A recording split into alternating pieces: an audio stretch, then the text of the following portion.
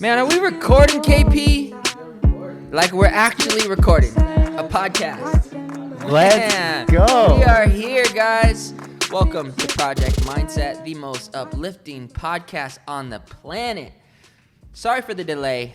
We've been busy. We've been working since April. I have really just put my head down and gone into real estate mode.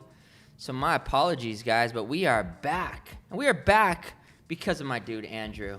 What's up? All right, Andrew, guys, has been a loyal Project Mindset alumni. Yeah. Coming to the events, asking questions, sending the DMs, started your own podcast. That's right. And the universe just brought us here today. You've been through some gnarly stuff in this last few months. When did you break your leg, dude? Almost 3 months. Wow. I can walk it 3 months, so I got 10 days. Crazy. Yeah. We've only hung out in person maybe 3 or 4 times. A couple times, period correct. Yep. A couple other like random events and all that. And you sent me a whole bunch of questions a couple weeks ago. Yeah. Well, it started even crazier. Yeah. We both host our podcasts on the same like site service, and I'm scrolling through looking, and I see that you're featured on the front page, and I was like, "Yo, have you seen this?" And you're like, "Nah, I should probably do that. I should probably get back to podcasting if I'm on the front page." Yeah, shout out to Anchor. Yeah. Thanks, Anchor, for featuring your boy. Yeah. So that's how it started. You're right. And then you're like, "Yo, like I should probably do this. Come ask me some questions." And I was like, "Yeah, let's go." Well, let's do this, man. Let's give the people what they want. Yes. What do you want to get started? All right. Well, I was thinking about it. We have 2 very different career fields. I'm more on the music side. You're more in real estate. But that's not what attracted to me to you at all. What is it that you do? Tell the listeners. I work in music. I used to tour manage a band. I worked at a record label. I worked at a management company, started my own label, tour with artists. So basically everything that isn't playing music. Yeah. I can't play music at all, but I can do all the other stuff. That's awesome, man. Yeah. Yeah. But, so I hallucinate that, you've always wanted to maybe play music. You've always had a passion for music. And at some point you realized, you know what? I don't think I'm necessarily supposed to play, right? Because if you love music, you want to do music. Dude, well, right? it's crazy because sort of, but not quite. Okay. Where I always loved the creative side of everything. Interesting. But I never felt like I had that artistic gift. Yeah. And I kind of came to terms with that early. We kind of talk about that every now and then of being honest with what your talents are. Right. And I kind of knew that, but I knew that it was special to me. I knew it inspired me. So as soon as I found out that there was a use for me outside of being the star, being on stage playing, I was like, oh, let's fucking go. This is awesome, magic. Man. Yeah, it's a beautiful thing when you stop making it about yourself. Like what you said, as soon as I figured out that there was a use for me, right? It's like Simon Sinek says, your value, he says your why, your purpose, what we're here for, is the value we give to the world. You know what I mean? So as soon as we stop saying, well, I've got to be the rock star and shift it to how can I help others be the rock star? Even if you are the rock star, well, what you're really doing is you're giving people an energy, giving people a mindset, giving people a vibe, giving people a track that is giving them a feeling that they're the rock star every day. Yes. I think those are the people who make the best music is they just want to help other people at the core feel a certain way. Yeah. You're expressing something honest and you're trying to put something out there that other people relate to. Yep. Dude. So that's me. Well, we're here, man. But I don't know. I think that the common ground, even though you work in real estate, so many, the way you look at life, the way you approach situations, I was just instantly drawn to that. I was like, there's something special here. You've been through enough and your perspective is so valuable. So to be able to sit down and ask these questions, I don't think it's about real estate or music at all. I think anybody could apply this. Yeah, absolutely, man. Well, I don't think even on probably the first time you heard any of the recordings was probably episode 50 with Drama. Episode 50 with Drama. That was the first time I recorded a podcast, I think, ever. Yeah. And I don't think I talked about real estate on that at all. Barely. Just enough to know that you work hard. Right. Enough to know that you have a profession that you care about. Yeah, for sure, man. Absolutely. Yeah. Well, let's do it. So let's go. So the way that I structured it, I figured I could ask you questions from both the good sides and the bad sides of life. Because it sucks when you're super down and you hear all this super hype advice, you're like, cool, that's great. Yeah, great. Shit sucks right now. I'm freaking depressed. So that sucks. But then when you're super hype and things are great, you want to like harness that and you want to be able to do the best. So I think that you're good at both sides. I've seen that. So I've got questions on both if you're down. Let's do the damn thing. All right. I figured start with bad because that way if anybody's there, we can bring them up and then get to the good. Man, I'm balanced between good and bad, like Monday to Tuesday. So I'm all truly, somebody asked me, they were like, so you wake up and you're just ready to go? I'm like, hell no, dude. I hate life from like 4:30 to 4:45. I hate life. Like, dude, and that's a bad affirmation, right? I need to change that. But let's just keep it real. Dude, I am not, like, 4:30, it's like, oh, God, oh, my goodness. You know, like, everything is heavy. Filling up my jug of water, it's just heavy. Like, getting ice out of the freezer is like, oh, this is so cold in this freezer. You know what I mean? Like, everything's a complaint. Yeah. But by 4:45, the vibe starts to grow. You know, I get to the gym at 5, and it's like, all right, I'm here. Yeah. First 10 minutes at the gym sucks. Yeah. And then by 5:15, 95% of every single day, Monday through Friday, I go to the gym at like 6:37 on Saturdays. But Monday through Friday, by 5:15, I'm like, I'm ready. Let's go. Yeah, I was going to say, I mean, first off, you probably hate life because you're waking up at 4 in the morning. That's 45 minutes of life being whacked every day. Yeah, so. But it's cool to hear that. Like, it's cool to hear that, like, you're a human, right? Like, for sure. Yeah. So, okay, the first question that I have on the bad side, though, is I feel like 80% of the time I can stay posy. There's 20% where just shit sucks, right? For sure. And you said something to me before, like you kind of have this tool, and I feel like it kind of applies, but I just want to hear you explain it. Or maybe you have a different answer, but what do you do in those times where it's just bullshit? Yeah, man. Well, I go through a process usually called recognize, realize, and recreate. And so I balance my energy on like a scale of 1 to 10 all the time. And my goal is like 7 up game. You know, I always want to be 7, a feeling, a vibration, a 7 plus. Yeah. And so everybody knows, you know, where they're at if you take time to think about it. Your 10 is like, oh my God, you're sky high, like you're crying. Yes. At 10, you're crying tears of bliss. It's just good. It's just like you're literally shedding a tear of joy at 10. Yeah. Right? At 9, you're just like stoked, man. Like 9 is like, damn, life is good. You know, 8, you are definitely winning. Yeah. To me, 8 is like, we're making progress. Things are working. I'm achieving. Yeah. I'm happy. Family's good. 7 is good. 7 is like, all right, let's do this. Let's make it happen. Let's set some goals. You know, it's not perfect, but things are good. 6 is like, there's something bugging me. I don't know what it is, but I'm okay. Yeah. Right? But something's bugging me at a 6. Yeah. 5, it's not good necessarily, and it's not bad. It's just kind of like that movie that you tuned into. You ever go and watch a crappy movie, and you know when it's crappy at like the 10, 15 minute mark, you're like, fuck. And you just like maybe commit. Sucks. You're just like in it. You're like, maybe it'll get like, better. Yeah. That's a 5, hope. Dude. You're just like, damn, I can't believe I spent $16 for this. Off but you're principle, at a movie. Yeah. You're at a movie, dude. Yeah. You know? That's a 5. 4, your 4's not good. You know what I mean? What's 4? 4 is like, bro, I don't know, man. You're feeling definitely bummed. Yeah. You know what I mean? Like, you're definitely in some traffic wondering, why is this still happening? You know, or you looked at your paycheck and it's smaller than you thought. You're like, what the hell? That's a 4. Or, you know, somebody did something really whack to you. You know, like I loaned somebody 10 G's a couple years ago, and I found out that I would not be getting that money back, and that was pretty whack. You know, it's just certain things happen in life. Yeah, and like you're just pissed. Like, yeah. And you know yourself at the highs. Mm-hmm. And then I feel like it makes it worse for me. Right. When I know who I actually am, when I know I'm at those highs, and then I'm sitting there at a 2, I'm pissed about something. It doesn't have to be 10K. Be mad about losing $100. So what do you do? What do you do? Tell me. First off is you recognize that, oh crap, I'm at a 6 or a 5. If I'm below a 7, because when I'm at a 7, it's enough. When I'm at a 7, I'll work my way back up to the 8. When I'm at a 6, it's like, ugh.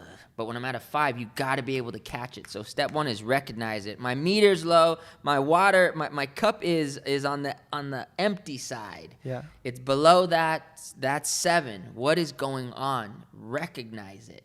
And it could be something really small. It could be something somebody said something to you yesterday. Yeah. Right? I had a dude who left my team not that long ago, and so when people leave a team, usually they send me a text. So I had a dude, and he sent me a text. Yeah. This is somebody I poured into so much. Yeah. Like when he started his career, he was like just so scared, like didn't know what to say. His whole being was like in fear. Taught him what to say, taught him the game. Next thing you know, they're out closing $1 million deals. And the next thing you know, I get a text. Hey, Kev, I'm going on to this. It's like, a text, bro? Really? And then the other day, I see a picture, and it's this, like, cheesy photo. I just joined blah, blah, blah company. And I'm like, I just keep scrolling. But the reality is, it did affect me. Yeah. And I responded to it. I did something a day later, right? Really? I did something a day later on Insta Story, and my wife called me right away. She said, what was that all about? And I'm like, what was what all about? She's like, what was that Insta Story you just did all about? I was like, nothing. And then my wife knows me so well that I was like, all right, so yesterday I saw somebody post something, and it really kind of bugged me. Yeah. I didn't recognize it when it happened. Interesting. It took me a day. So I sat in this weird, it wasn't that bad, but I sat with that. Yeah. So, all right, bro, recognize. Yeah. Just catch it. Step 2 is realize the real lies. So when I saw the post, I told myself, and I go back to this feeling as a child. When we're somewhere between 4 to 7 years old, usually something happens to us that causes us to develop this chip on our shoulder. Yeah. And so for some people, it's this thing happens and, you raise your hand in school and you said the wrong answer and everybody laughed at you. And so this thing for you became, I'm dumb. Yeah. Or, I don't know, you wore this stupid sweater and a bunch of people responded a certain way and you're 5 years old and you told yourself, I don't belong. For me, it was the day after Valentine's, 1987, probably before you were even born, and my dad took me to another girl's house and they were hanging out and he told me not to tell my mom, and my mom asked me where we were. The next day, I told my mom we were at this girl's house. And my dad just fully went off of me. He said, look at what you did. Your mother's crying. Look at what you did. You ruined everything. You're a liar. And in that moment, I was 5 years old. I told myself, I'm worthless.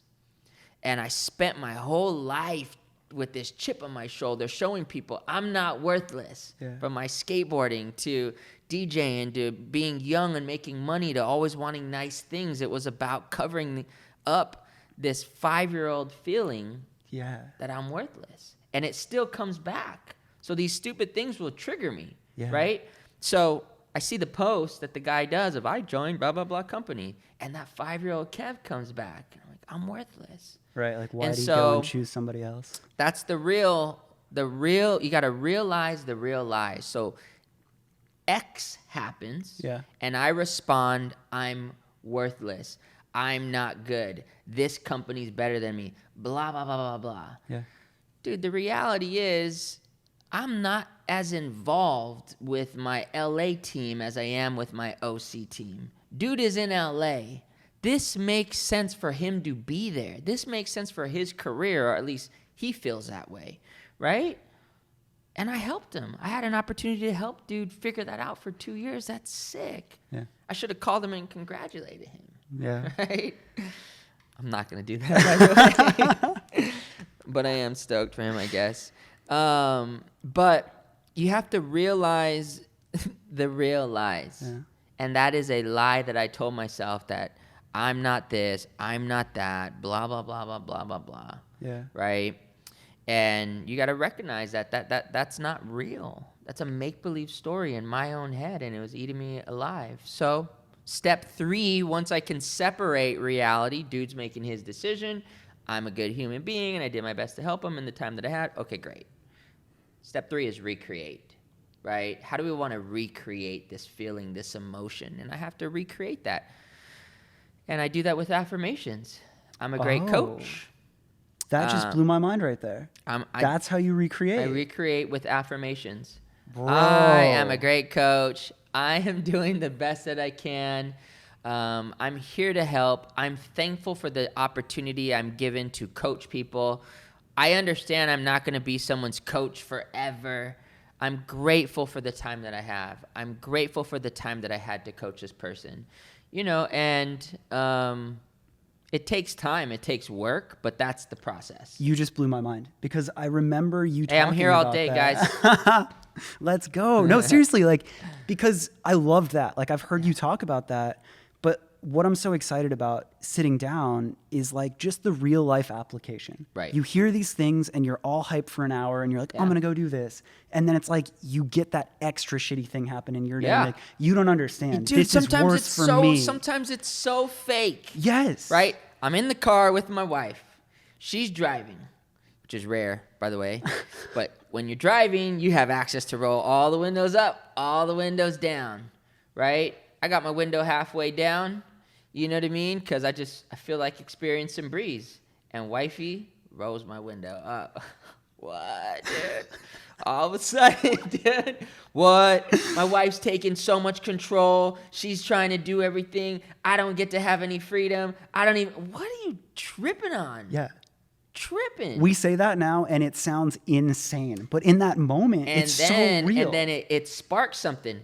And then I get home, and she nicely says, hey, babe, can you blah, blah, blah? I'm like, why are you always trying to control me? Because it's building up. Yeah. So you got to catch it, man, as soon as possible. Yeah. Sometimes it's so fake. So, what would you do there? Just as the perfect example, what do you, well, I have to recognize, why am I feeling it? First of all, catch it. Yeah. I remember that day. And that whole trip, we went to go eat. I was kind of quiet. And it all sparked from her rolling my window. I was just kind of quiet that meal. I'm not... What it does to you also is it takes some of your authentic self-expression away. So when your vibration drops, you start to go to this other place because you got the chip on your shoulder. So through dinner, I'm kind of quiet, right? We get home, she asked me to do something, and I don't think I responded that quickly, but I did it. And then I think it was maybe the next day she asked me to do something. My wife kind of asked me to do a lot of stuff. Well, you are a husband. I'm totally joking, dude. But that's what you do when you're married. Just so we're clear, my wife does way more things for me than I do for her, for sure. So thank you, Alana Dawn. You're the greatest wife ever. Dude, I met her. She's so rad, it's too. Unreal. The fact that I even complain as a husband is so lame because she is super woman. It's not even funny. But the next morning, she did ask me to do the third thing, I think, in an 8-hour period. And I was like, God. And I think at that point, I might have responded. Yeah. And it wasn't anything major. It was just the fact that the buildup occurred. So you have to stop, recognize, all right, something's up with me. Right. What is the deal? Yeah. And you have to realize the real lies. I think my wife is being overly controlling. I think I'm lacking freedom. That is a ridiculous bullshit story. That's not real. So where did you reaffirm? That to me, that's the step 3. You just blew my mind. Yeah. Because I can kind of have those check engine lights of life. Wait, that's not right. And I can spot it. Well, I think step 2 is very important, though, before you get to step 3. Because if you just don't really acknowledge the story that you made up and you just say, no, I'm free. No, I'm a happy husband. No, I'm in control. Shit. And you don't fully get real with the lie. You don't truly realize the real lie. because it has nothing to do with my wife. Fuck. It has nothing to do with the dude who left my team. It's like taking that internal responsibility. Yeah, it has nothing to do. Homie in LA is just doing the best he Right. My wife all she did was roll the window up and ask me to put a cup away. Meanwhile, I'm over here in total trip mode. Yeah. I'm over here getting with the dude in LA, I'm over here getting pretty aggressive. Like, I called out 3 major names the next day on my Instagram. It only lasted like 2 hours and then I deleted it. But I took some shots. People in no relationship to this dude in LA. This was all about making myself feel worthy. Yeah. You know how dumb that is? Yeah. Well, now So when you stupid, say it, bro. but I feel you. Like that's why I'm sitting So down talking to dumb. you, because like we all feel that. So you have to realize the real lie. Yeah. Okay, I totally made up this story about my wife because of 3 things. Rolled up the window, and she asked me to put a dish away, and then she asked me to help with the bed. Yeah. That's called normal, you dork. So I don't even have to talk to her about that. I just have to have this shift within myself and then go back to, okay, dude, the affirmations. I'm a great husband. I'm happy to help. I am fully self-express and understand that I go through these different emotions, and I give myself the space. I, Kevion Stirdivant, give myself the space to get a little tripped up now and then. I'm over it. I'm good. Let's go. Cool. Done. That's awesome. Like hearing you break that down and talk about every piece of it is so cool, because it felt good hearing it before. Yeah. But that practical application and every step understanding why they matter. Yeah. And I don't know why it blew my mind with the affirmations at step 3. I never said that. I Really? don't think I ever said that in the affirmations. Really? I don't think I ever. I think but previously, anytime I've ever talked about recognize, realize, recreate, I just said, "Oh, you just recreate it." Right. Yeah. And I'm like, yeah, cool. Like, and I can kind of do it. It helps. But that just like really the thing opened is, it with up. all these practices, I'm a student, dude. Like, I'm still figuring these practices out. I haven't mastered any of them. I'm still figuring them out through trial and error. You know. That's cool. I mean, I think that's what makes you so relatable, is you have a very human approach, and like where so many of the self-help motivational things are so well intended. Yeah. They're so campy They're like, and cheesy. I made it, man. Where I'm you're like, dang, that's amazing. Like, dang, yeah, that's where you're sick. You're perfect. Yeah, That's you're like, no, bro, I got crazy." mad at my wife for rolling up a window. I'm human, but this shit helps. Like, man, dude, you're that's so dope that you're perfect. That's sick. Congrats. Okay, so another point on the negative, and again, maybe some of this stuff overlaps, and I don't want to harp on it too much, but as far as, I don't know, like I said, like the 80-20 thing, like where most of the time I'm good, right? Yeah. You said a quote in something else I listened to, or maybe we were talking, but you were talking about like, as you start to climb, like, and do well, there's like this fear energy. And to me, like, it's like almost like this self-sabotage thing in your head of like, you can't do it, or like, you can't have nice things, or like, you're getting too far ahead. Yeah. And like, you need to like check yourself or something. It's like this very weird internal thing. Holy shit, do I relate? And how do you fix that? Yeah. That's good, man. I think, I heard someone say knowledge equals confidence, right? Ignorance equals fear. So the goal is to get clearer and clearer on where we're looking to land, on what does that goal look like? What does that taste like? What does that smell like? What is life really like at $1 million a year? Yeah. Or $100,000 a year, or $200,000 a year, or being married, or being the world's greatest tour manager. Like, do I really know what that looks like? Yeah. Like, do I really know what that's gonna feel like? Like holding on to a Grammy, being a record, Ironman competitor, whatever. Yeah. So I think the less we know what it's gonna look like, the more fear we have. So I think our goal is to kind of sit with the energy, with the vibration of what does that look like? It's like my mentor Thatch is constantly designing cars.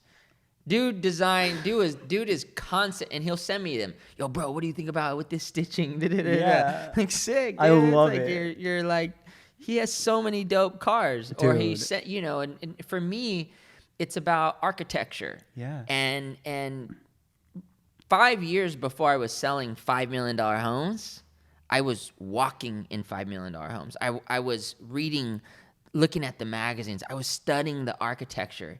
I was being the person that would be selling $5 million homes, right? And so I feel like the fear comes from a lack of clarity. Wow. Yeah.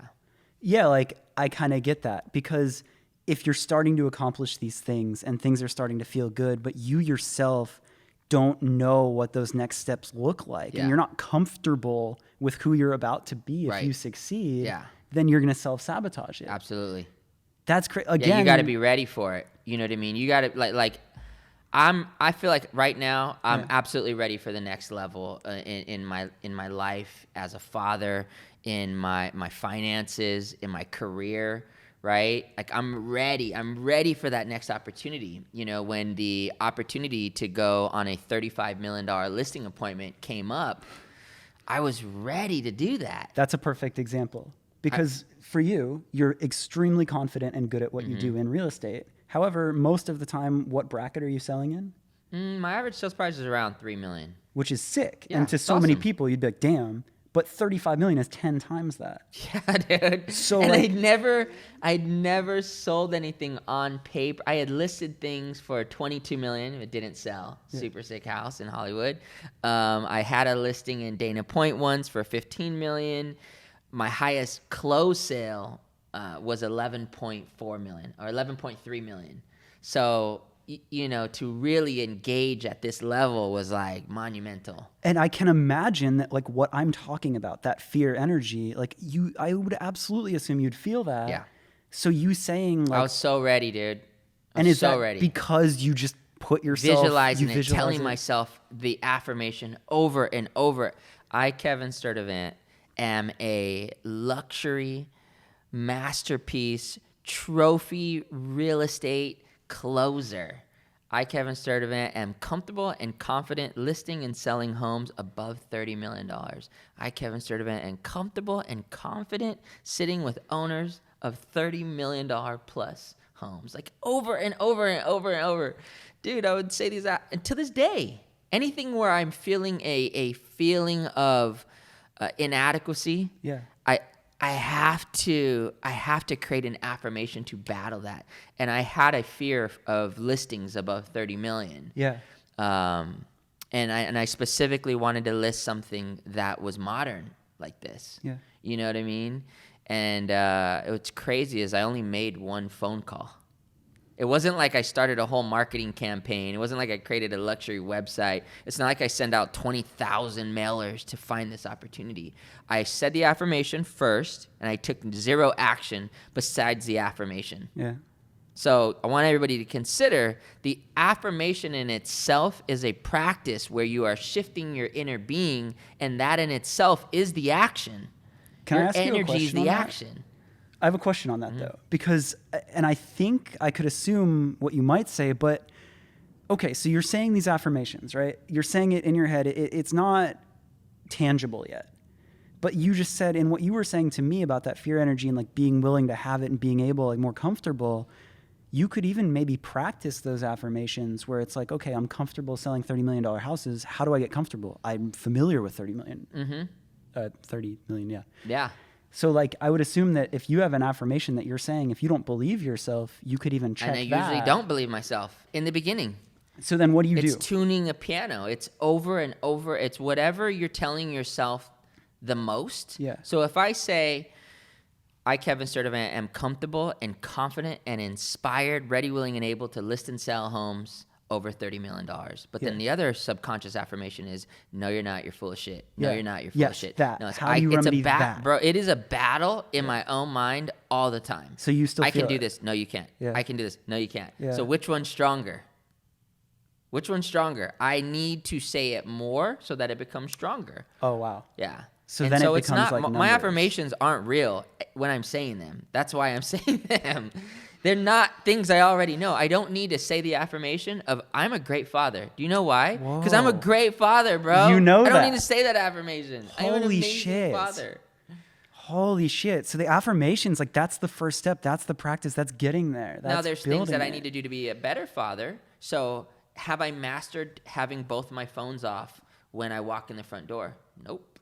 So I have an affirmation. Yeah. I, Kevion Stirdivant, easily and effortlessly leave both of my phones in the car when I walk in the doors and am totally present to my family. Damn. I do that like 60% of the time. Wow. So that's 40% of the time that I walk in, I'm on the phone, right? And so I got to Yeah. keep telling myself that over and over, Yeah. you know, if it is something that is truly important to me. Damn. Okay. But paying this damn mortgage is also important to me too. So, no. I feel like I got to keep it going. Yeah, let's go. Okay. Briefly, you talked about a really bad period of your life in like 2005, and I think Yep. you've talked about it before as well. But like, again, we don't even have to go that deep into it, but it's just, that's what's so relatable to me with you is like, you've actually really experienced that shit. Yeah. But I guess like the real question is when you are at the absolute lowest, what is that first step to getting not the lowest? Mm-hmm. When you're at the actual 1 or 2 and you're like, cool, I normally radiate at 8. Fuck. What is that I'll first tell you, step? man. How about this? I'll tell you a story and I'll try to get to how I felt at that moment. Yeah. So when my coaching company fell apart at the end of 2008, Okay. right? My boy Greg Carroll and I, Yeah. you know, legendary skateboarder Mike Carroll's brother. Yeah. Greg was one of the co-founders of Diamond Supply Co. Just all around. I grew rad up dude. skateboarding, so like Yeah. when you talk about He's these amazing, people, I'm man. like, I know who that is. Greg and I vibed out in Miami, and I was out in Miami with Jonas, and we were on another level. And I met Greg, and I had one conversation with Greg.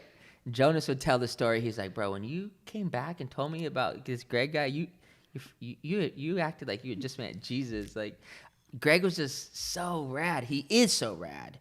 Right? And so Greg and I started this coaching company called Peace Academy. I left real estate in 2007, and our whole thing was we are going to change the world by changing the way the youth thinks. And Peace Academy stood for Positive Education Awakens Conscious Excellence. We spoke at schools, we spoke at colleges, we spoke at freaking juvenile halls. Like, I left real estate completely. Which is crazy because that was absolutely your career at that time. Totally. It wasn't a hobby. Totally. No, man. And so Greg would stay with me for weeks on end. He's from the Bay. He would stay at this house I was renting in Costa Mesa. And we were just like figuring this thing out. And it didn't work. Fuck. You know, like we couldn't figure out how to make it profitable. We couldn't figure out, you know, we had an investor who was going to give us $250K to make it all work, and he bailed.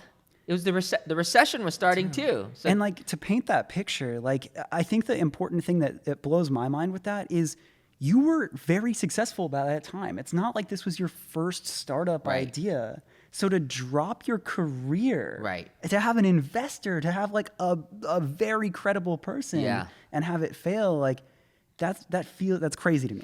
And that's it was real. You didn't know that it was a recession, right? The recession in Southern California and even the country started around 2007. Mm-hmm. By the middle of 2008, it was gnarly. Like in our landscape of real estate, for example, a good 30-40% of homes that were on the market were distressed sales. That means, like right now, maybe 2% of homes are distressed. Oh, maybe. it's like that? Back then, 40 to 50%. It was gnarly, which means the homes that were being sold, people are selling them and they're either 40 to 50% are either in foreclosure or it's a short sale, meaning they are selling the house for less than what they owe the bank, but it's one notch above a foreclosure. Jesus. So it's not as bad as a foreclosure. So point being, things are shitty. Yeah. And the company doesn't work. My last 2 weeks in this house in 2008, my son Kaizen is a couple months away from being born. So the plan was to move into my mother-in-law's house out in Glendora, her like garage / extra bedroom. Yeah. Right? I'm like, as is this really happening? And the house that I was living in was like my dream house. Yeah. Always wanted to buy it one day. The last 2 weeks there, and it was just me, it was my brother, and my son Eli was like 8 at the time.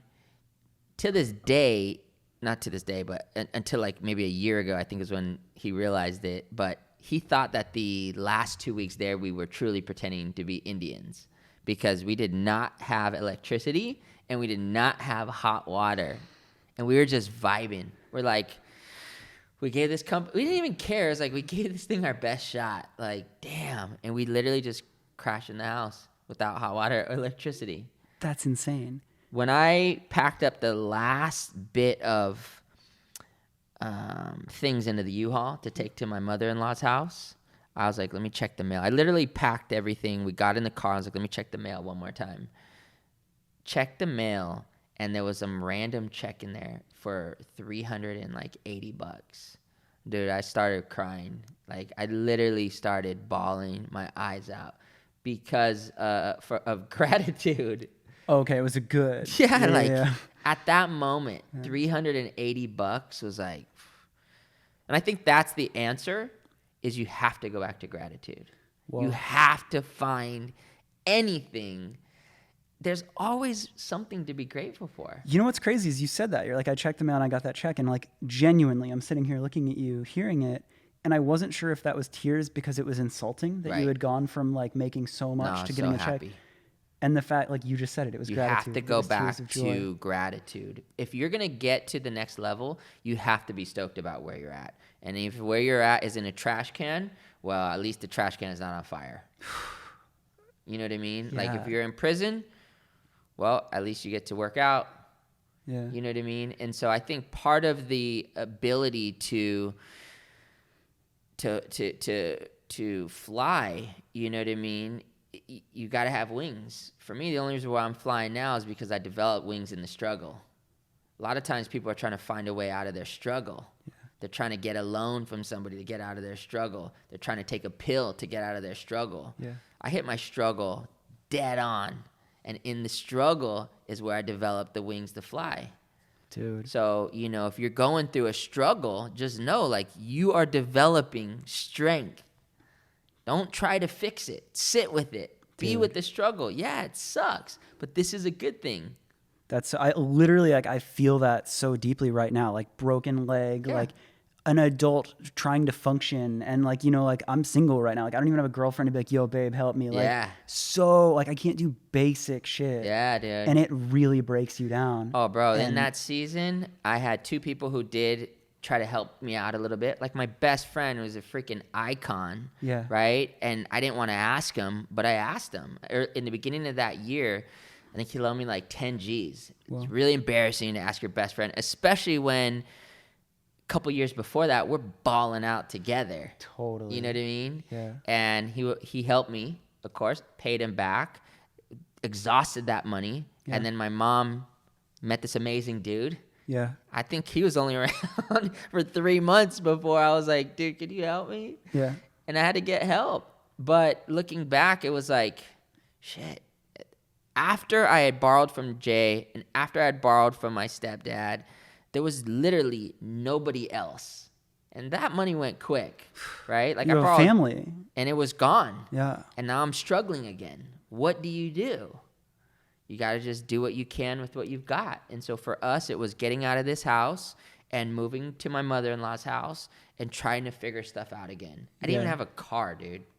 Dude, it's crazy to me because I feel like I'm very conservative in the sense of always like have a backup, have a this, have a that.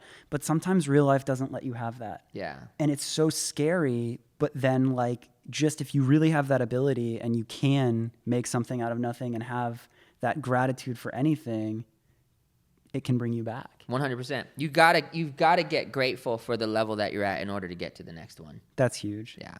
That's huge. That answers it too. Like for sure. Because if you're sitting around like, God, this job sucks, I freaking hate being a barista, you're not going to attract the ability to own your own coffee shop. You're like, well, I want to own my own coffee shop. You know, right now you're at Starbucks. Yeah. Dude, act as if you own that Starbucks. Yeah.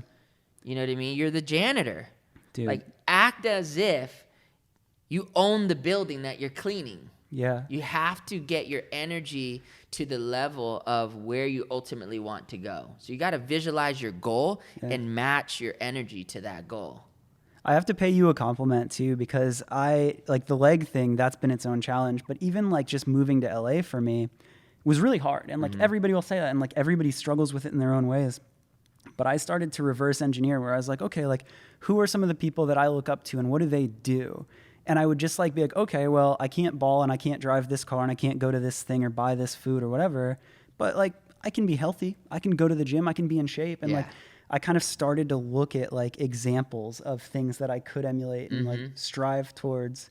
And it did take that before things started getting better. Yeah. Like I needed to find that one thing that I could get excited about. So that's awesome. Awesome, man. I feel like you covered a lot of the bad. Like there's a lot of gems there as far as like getting that light, getting back to that light. Yeah. Recreating these situations, using those tools. But yeah, and at the end of the day, I think it's important for people to just know that it's there for a reason, right? Darkest part of the night is right before the sun starts to come up. So I think you just have to be able to know that if you're in a feeling of frustration, worry, fear, doubt, that's okay, right? You're developing strength in that. You're not going to stay there, but you're developing strength. And that feeling is not going to last forever. I think that is what's also really helpful. I have a dad group, and my buddy Luke said that. That's one of the things that really helps him. He's an amazing entrepreneur, and he says that, when he's in this feeling, it really helps him to know, like, this isn't going to last forever. Yeah. Because I think that's where we get really tripped up, is it's like, what's going on with my life? Oh, and it's like, no, Brent, man, this is just right now, bro. Yeah, it's like, I guess this you will get through this. Being self-aware enough to be like, yo, yes, this sucks. Right.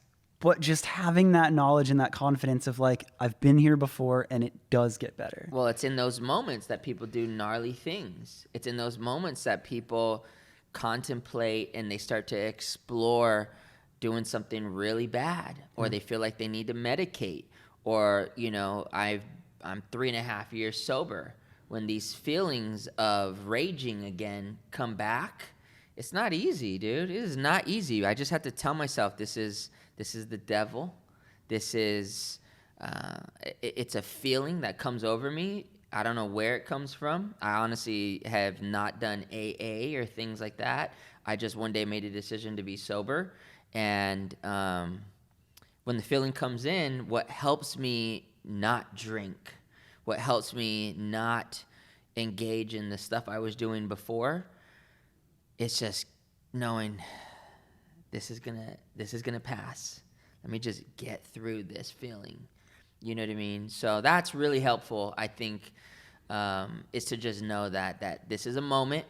It might be an hour, but just let it will pass. Yeah. And move on to the good. Yeah, that's huge. Yeah. All right, well then, moving on to the Let's good. move on to the good. Let's get to the fun stuff. Let's go, bro. All right, you have a story, one of my favorite stories that I heard, just affirmations. And you talk about, before you were even selling real estate, you wanted a BMW 7 Series and some money. Yeah. Tell me that, like, I don't want to be redundant. So basically what happened is I was making like 15, 20K a month at a sales job. Yeah. I was 19, 20 years old. I became the #1 salesperson at this real estate training company. And long story short, I got kind of cocky and I started showing up late. And they would be like, Kev, I was the #1 salesperson. Like, they're like, you can't show up late. And I'm like, whatever. Everything I'm doing was by appointment. They even made me sign a piece of paper that said, hey, bro, if you're late again, you are terminating yourself. Whatever, sign this paper. And I was late. And they fired me. Duh, like that's what happens. But you're just young and cocky. So I'm like, whatever, I'll go sell real estate. Yeah, guess what else I'm lacking? Study habits. I've been to 17 schools. Like, by the time I was in 11th grade, I never studied. Like, I literally might as well just left school in 7th grade, So I failed the test more than 95% of people I know. Most people pass a real estate test in their first, 1 or 2 tries. it's insane how many times I failed that test. And, you know, by the time I finally passed the test, it was like I had all these brokers who were hitting me up a grip. But I had been living paycheck to paycheck for a year. 2003, I lived in Santa Monica at the time. And I'm like, shit, dude. My expenses were like $5-6 grand a month. You know, I have a 4-year-old. I still have my Benz. And I was like, I need enough money to not have to work these random jobs so I could just do real estate. And I heard it could take like 4 to 6 months before you get paid in real estate. All right, I need like 25 G's. And then I looked really young, and I was like, I need a new car. And so I created the affirmation that I, Kevion Stirdivant, easily and effortlessly attract $25,000 and a pearl white 745 Li, brand new, with tan interior and 22-inch HREs for absolutely free, and everything I do allows it to happen. I started saying that affirmation in January 2004. At this point, I'd already failed the test like 4 to 5 times. So I was like frustrated, dude. I was like, I'm passing the test, and I'm getting some money, and I'm getting this car. And then finally passed the test in April 2004. Freaking cried, bro. I remember being upstairs. I lived at a place called the Pegasus at this time, downtown LA. And I remember going online and seeing the results and said I passed. I was like, oh, shit. Had all these people start to reach out to me. And this one dude, he was opening his own Century 21 in San Dimas, which was like 40 miles from where I lived. You gotta come work for me. You gotta come work, bro. You gotta. And I'm like, bro, I'm not going to San Dimas, dude. I'm in LA. I'm gonna sell in LA. I've been working with this dude in Beverly Hills, blah, blah, blah. Tell me what it's gonna take for you to come work for me. And totally kidding. I don't know, dude. Give me 25 G's in a 7 Series. Maybe I'll think about it. I hadn't even received my license in the mail yet. And I got a $25,000 sign-on bonus and a brand new 745 Li. It was sick, dude. You did it. Like, yeah, it was sick. And like, again, that comes back to what you were saying about like these affirmations. Like, that wasn't real to you at first, huh? Not at first, no. But, I was asking for 25 grand and a $100,000 car, and I was a broke 22-year-old. That's what's crazy. Yeah. But it happened. It happened. Dude, absolutely happened. This is a real story. So I can't say the dude's name publicly, but anybody who knows me knows this story. My best friend, JP, came with me to pick up the car. The broker gave me put down 25 grand. I have a video of me counting the 25 G's. You know what I mean? But okay, it was crazy. So you say you said that for like about 100 days. You were saying that? Yeah, 3 months, 3-4 months. Did it start to feel more real? It did. At a certain time? I was like, I got 25 G's coming. Someone's giving me the 745, dude. Yeah, it was crazy. I remember the day I picked it up. It was sick. By the time that you picked it up, did it feel normal? Like, no, did it feel? It was unreal. Okay. It was the craziest thing that happened to me at that point. I had 25 grand in the bank. I didn't even have my real estate license yet, and I was picking up my freaking dream car for free. It had like 4 miles on it. Oh my. Yeah, when I went to pick it up at a sale BMW, I mean, I looked really young, too. We filmed the whole thing, and I just remember pulling up to the lot, and it said Kevion Stirdivant on there. It was just white, just gleaming, dude. It looked like a yacht. It looked like a giant Louis bag on wheels. And I remember going up to the desk, and I'm like, oh, my name's Kevion Stirdivant. I'm here to pick up this 7 Series out here. And she's like, what? I gave her my ID, and she's like, hold on. She called somebody else, and that guy's like, hey, who are you? I was like, I'm picking up this car. And he looks at me, and they like go over there. Can we get blah, blah, blah, blah to come down here? And I'm like, yes, dude, here's my ID. To see that my ID matches the car. Yeah, it was pretty crazy. I love that. Yeah. I just think that that's like just those affirmations. Like, here's the interesting thing, though. Yeah. I was also stuck in have, do, be with that car. So when I got that car, I was acting like that car would be the thing to help me be a great real estate agent. Whoa. But my being didn't necessarily change, right? And so even though I had the car and I was doing the work, I was still kind of being an irresponsible kid. So my career didn't necessarily elevate, right? I did okay, but I didn't do extraordinary. Whoa. Because I wasn't being extraordinary. I was just being a punk kid with a dope car. So explain that, because I was going to ask you about that, like have, do, be, and like that sequence is another thing you've talked about. We could very easily think, like, I don't think I deserve that car, that's for sure. Really? You know, I think I should have earned that car.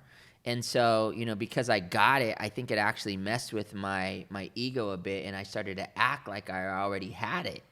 And I don't think my work ethic was on point. I don't think my discipline was as on point. And so, you know, I think it's important that we don't think that, if I have this diploma, or if I have this car, or if I have this, well, then I can be that person. No, we need to be extraordinary now. And then you'll do what you need to do in an extraordinary way. And then you'll have extraordinary things.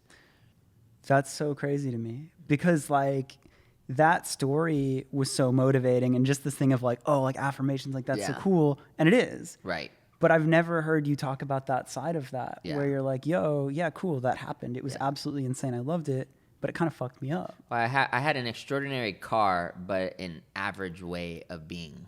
Right. Yeah. So how do you fix that? How does somebody apply that? I think you just go back to the be, do, have game. You know, you have to look at what is the real being of the person that I'm looking to elevate to. And it doesn't matter your car, right? It doesn't matter your company you work for, right? It's about who am I being. Yeah. So fast forward to the $35 million listing. I wanted to have a $35 million listing.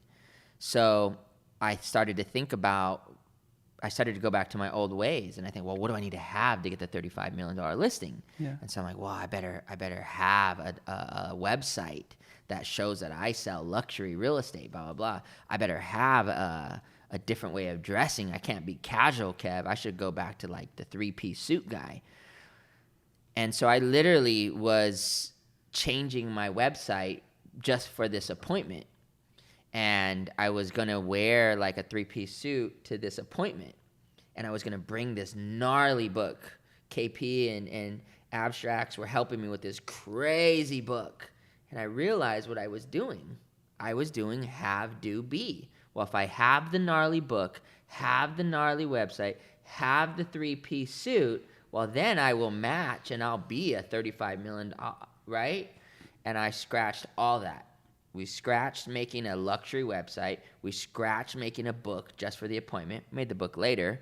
And I scratched the idea of a 3-piece suit. And I showed up to the appointment just being it. Being somebody comfortable and confident to list and sell oceanfront masterpiece $30 million plus properties. I didn't bring a business card, and I wore shorts.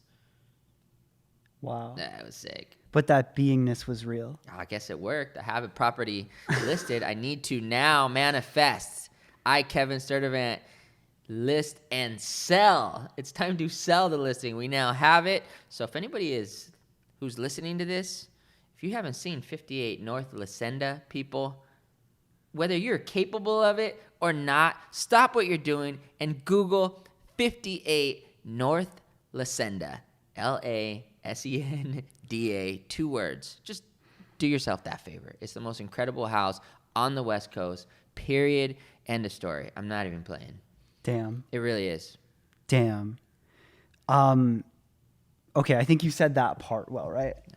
The next thing, the other question that I have, again, on the positive side, it's like knowing what your gift is, right? Mm-hmm. Like when things are going good, you're getting into a good stride. I think a lot of people struggle with like defining and knowing their gift. And like, you know, you talk about that a little bit of like how powerful that is. Mm-hmm. How do you tap into that? How do you find your gift? How do you double down on that? I think you have to, the signs are always there. You know, like those things that you've been good at, the signs have been there, man. Like I think Steve Harvey was talking about it. It's like your gift, there's a difference between your passion and your gift. You know, I could be passionate about whatever, passionate about music, passionate about cars, you know, doesn't mean it's my gift, right? Your gift is whatever you do the best, whatever creates the best results with the least amount of effort. KP's way of capturing these moments, I'm like, damn, dog, when did you even film that? Yeah. How did you even get that? David and his ability to create and design right? Yeah. That thing that you do, right? Like everybody has these certain things that like my team, my listing manager, Frances, and the way she could make my clients feel taken care of. Right. Our transaction coordinator and the way he can balance out all of our deals. I have like 16 deals going on right now, and Andy can keep everything on point. So I don't have that gift. So then if you're listening to this right now, what is a way to honestly look at yourself? Think about a time in your life when you really were winning. Why were you winning? Why did you win in that moment? Whatever it may be. What was it that you had? Like I go all the way back and I think about skateboarding. And I had all the best friends as skaters. Like my crew growing up was insane. Richard Mulder, Joey Brzezinski, JP Jadid. Like these are like the illest skaters. And I was okay. But I feel like I had these early signs of encouragement and causing the energy in our crew to feel higher at a very early age. I didn't know that yet. When I got into sales, I had a very high ability to make sales because I could encourage people and I could help people feel like they can do it, right? And so you just have to look at the signs and where did you get great results without trying too hard? And then, that's cool. That's incredible. That's such a tangible thing you can do. But it's so interesting looking at your life and how you've proven it, because you had that energy. You were able to encourage people, but you're in real estate. You could have brought that anywhere. So I think that's cool, too, that you can find that gift and then still apply it to where you want to. And not get too caught up. I thought I was going to be a Tony Robbins life coach guy, and I've gone back and forth with playing with that and doing a little bit of that here and there. But I'm really inspired at this role called real estate agent. It is being a life coach. It's helping people get from where they're at to where they want to go. It's helping people formalize their goals and get clear on their big dream. Yeah. And it's their home. There's no way, truly, I do not feel that there is any way to be a better life coach, in my opinion, than to be a real estate agent. Damn. Dude, being a real estate agent is exactly what I'm supposed to do. Dude. Even people want me to record more podcasts, and I'll do it as much as I can, but I'm meant to be a real estate agent, and I love it. Well, damn, that it's just cool to hear that, right? Yeah. And which you could look at real estate agent, that's it. It's just, you know what I mean? It's like, bro, you should go out and speak, or you should go out and do this other thing anymore. It's like, yeah, but I like being a real estate agent. Okay, so that's my next question. All right, you've found your superpower, what you're great at, your gift. How do you then stay true to your goals? Because something that I have constantly experienced, especially in California, is there is opportunity everywhere. There is all sorts of different things going on, and there are so many distractions. Yeah. So you're excited about life, you're in that good energy, you're going, you see all these things, and then you get distracted and you double down. You just got to look at the big picture of it. And you learn by trial and error, right? I did not do real estate agent the normal way. I became a great real estate agent really in 2012, 2013. And instead of building Kevion Stirdivant team, I built KASE Real Estate. I built a company. I'd only been good for 2 years. And by default, I built a company. Most realtors, if you look at what they do, they become a top agent and then they create the blah, blah, blah group. For me, I was like, I'm going to create something bigger. I'm going to create this big, huge thing. And so I don't know if that was necessarily, it was very much a different way to go about it. All these people have joined KASE Real Estate. And I don't know, it's been an interesting road. I mean, we've sold $1 billion since 2014. Yeah. Would that have happened? Would all these people have joined if it was Kevion Stirdivant team? I don't know. But it's definitely taught me that this thing of owning a real estate company, I'm not as passionate about it as I am with being a real estate agent. You know what I mean? There's different things. It's like, do you want to be a chef or do you want to be a restaurateur that opens up all these restaurants? I want to be a chef. You know what I mean? So that's at least the space that I'm in right now. And so I think it's by trial and error. I think by trial and error, you figure out what makes me feel good. Yeah. And what makes me feel good is meeting serious buyers, meeting serious sellers, and selling awesome property. It's cool that you have that so hyper-focused. And before we started recording, we were talking a little bit about like the idea of like jack of all trades or master of none. And I was saying to you, like, I feel like it's such a common thing to have a bunch of things you're good at and kind of trying to find your thing and like what's better, right? Being great at a bunch of things or being good at a bunch of things or being great or incredible at one. And I'll let you say it. Well, I think you elevate, right? Like, I think for several years, Kanye had a very single-minded focus, and it was just making beats, and then he rapped on the side, and then it became rapper, and then it became designer, right? He actually started designing clothes, and then, like pastel, I'm sure he learned what he had to learn with pastel, and then that elevated with designing with Louis and Nike, and I imagine all those things that he went through are what helped him graduate to the Yeezy brand. And now he's taken that skill set and designing real estate. He's designing architecture. Is he? I imagine at some point, if not already, he'll design restaurants and hotels. So it's like all these different things I think will help you graduate through something else. And will go through seasons, right? But at the end of the day, it's like, where are you in this current moment? What is that thing that you're focusing on in this current moment right now? That's so cool, because I think that you kind of answer the question of, you probably wouldn't have known that this is your happiest version of you as a real estate agent if you hadn't gone through all the other things. It was different 6 months ago. Yeah. 6 months ago, I had 4 things going. It was real estate agent, real estate company owner, project mindset motivator, podcast dude, and then real estate coach. Yeah. Right? I have a coaching company called KASE Academy, coaching realtors all over the world how to be top producers. And I really, in April, I had to look and I just said, you know what? I want to focus for this year on real estate agent. I just want to see how that feels. And also investor. My wife and I, and this is really inspired by my mentor, Thatch. And then also looking at all the frustrations that I've gone through. Most of them came from these other areas. And I'm like, I really am enjoying real estate agent and real estate investor. And so that's what my wife and I are really doing now. And there'll be times, like we're doing the thing October 12th. That's where I'm going in. I'm kind of taking off real estate agent hat, and I'm going into motivator dude. And I love that. And I'm super grateful for that opportunity and Drama and Casey to bring me on. So, there's seasons. I think you got to let yourself be in the season that you're at and block out the noise, dude, and just visualize having horse blinders on and like, I'm going to master this thing right now. Right now I'm in master real estate agent and investor mode.